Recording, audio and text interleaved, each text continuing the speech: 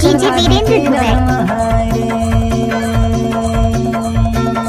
ये देखे रलमा बाई ढोवे सवारी डिंडौरे के गाड़ी के रलमा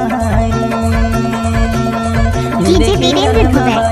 फूल है गुलाब का सुगंध लीजिए, मिक्सिंग है वीरेंद्र भाई का मजा लीजिए।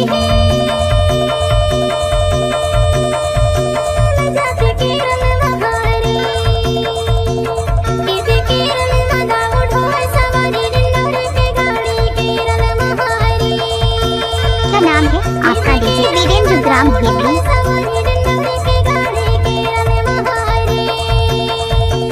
ये देखे रलमा बाई ढोवे सवारी डिंडौरे के गाड़ी के रलमा डीजे वीरेंद्र दुबे। ये देखे फूल है रलमा गुलाब बाई का ढोवे सुगंध सवारी लीजिए, मिक्सिंग है वीरेंद्र भाई का मजा लीजिए।